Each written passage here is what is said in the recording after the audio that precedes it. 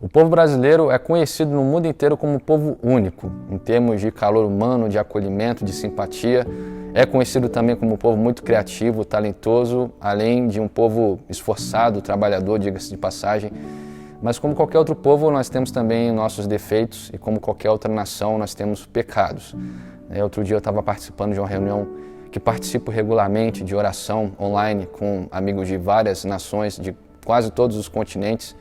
E num desses dias, a pessoa que conduzia a reunião nos fez um desafio interessante. Ela pediu que cada participante brevemente fizesse uma oração e confessasse os pecados da sua nação, que lembrasse de pelo menos 2 ou 3 pecados e citasse, se arrependesse em nome da nação, como fez o profeta Daniel certa vez. Então, cada participante começou a falar e a citar pecados e a se arrepender diante de Deus.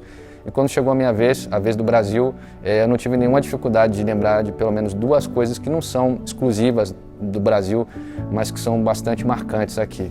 A primeira delas foi essa coisa da licenciosidade, da promiscuidade, da falta de pudor, que não é exclusiva do Brasil, mas que é bastante marcante, bastante forte aqui. E a outra coisa foi a idolatria. Eu sei que idolatria vai muito além de alguém se prostrar diante de um ídolo. A Bíblia diz, por exemplo, que a avareza é idolatria, o apego ao dinheiro é idolatria. Mas eu tinha em mente e mencionei especificamente essa questão do sincretismo religioso, que também não é exclusivo do Brasil, existe no mundo inteiro e é tão antiga quanto a civilização humana, mas que é bastante forte aqui. Para quem não sabe, sincretismo religioso é a prática de unir, de juntar várias crenças, várias tradições religiosas, de seguir várias tradições religiosas de uma vez, como se fosse uma grande coxa de retalhos ali da fé personalizada. Então, um exemplo clássico aqui no Brasil é a pessoa que diz crer em Jesus, crer no Evangelho, seguir os ensinamentos do Mestre, mas ao mesmo tempo serve a entidades espirituais, pratica astrologia, crê em reencarnação, observa religiões orientais e assim por diante. Então, uma grande coxa de retalhos personalizado da fé. É bom deixar bem claro que cada um tem o direito de crer no que quiser, e cada um deve ser respeitado e amado nas suas crenças ou não crenças. Aliás, uma coisa muito positiva que nós temos aqui no Brasil é essa liberdade de religião, essa liberdade de culto que nós temos. Agora, dizer que a Bíblia concorda e dá suporte para essa prática, que a Bíblia, que o Deus da Bíblia, que a fé bíblica concordam e dão espaço para essa prática de sincretismo e de idolatria, é algo bem diferente. Por isso eu trago aqui hoje uma passagem que creio que se encaixa muito bem nesse tema, que está em 1 Reis 18, versículo 21. Na ocasião, o profeta Elias estava ali no Monte Carmelo, desafiando 450 profetas de Baal, diante de uma grande plateia ali de israelitas, para provar qual era o Deus verdadeiro, porque naquele momento, um dos tempos mais escuros na história de Israel, eles estavam servindo ao Senhor e ao mesmo tempo a Baal, a quem eles acreditavam a colheita, as chuvas, a abundância e tudo mais. Então ele fez esse desafio e num dado momento ele fez um apelo muito forte, muito contrito, muito sincero, que está aqui no versículo 21, e disse: até quando vocês vão oscilar para um lado e para o outro? Se o Senhor é Deus, sigam-no, mas se Baal é Deus, sigam-no. Em outras palavras, vocês têm o direito de crerem, de servirem ao Deus que vocês quiserem. Agora, o que não pode é ficarem nessa incoerência. O Deus de Israel não dá espaço, não atura essa incoerência, essa indefinição. E não é à toa, porque esse Deus, o Deus de Israel, como ele se revela na Bíblia, o Deus criador dos céus e da terra, ele é o mesmo sempre. Ele é aquele que, quando criou a luz, logo em seguida fez separação entre luz e trevas.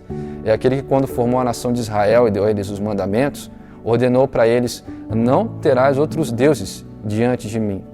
Deus não atura, ele não aceita ter a nossa adoração dividida com outros deuses. Ele não aceita dividir a sua glória com outros deuses. E no Novo Testamento ele continua sendo o mesmo Deus. Ele que, através do Mestre, do Senhor Jesus, do seu Filho amado, disse: eu sou o caminho e a verdade e a vida, e ninguém vem ao Pai senão por mim. Quando Jesus disse isso, ele já excluiu todas as outras possibilidades, todos os outros caminhos. E como você sabe muito bem, Jesus comissionou seus discípulos, seus apóstolos, a irem por todo mundo pregando o Evangelho e ensinando todas as coisas que ele ordenou. E é interessante quando a gente lê as epístolas dos apóstolos, porque a gente vê a forma como eles aplicaram esse mandamento de Jesus. E aqui em 1 Tessalonicenses, capítulo 1, versículo 9, Paulo estava encorajando os tessalonicenses e elogiando a fé deles. Os tessalonicenses eram crentes de Tessalônica, que ainda hoje existe na Grécia, Tessalonique.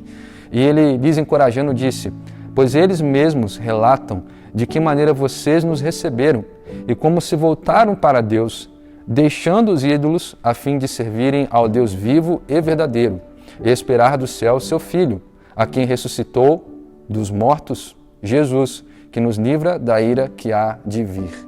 Então, o que eu quero com esse vídeo é encorajar você. Leia a Bíblia, né? Pense por conta própria, peça a iluminação do Espírito Santo, procure saber qual é a verdade, qual é a vontade de Deus, desse Deus da Bíblia que é revelado na Bíblia, como Ele é, qual é a vontade dEle para você, como Ele é servido e quer ser servido. Ele quer todo o seu coração.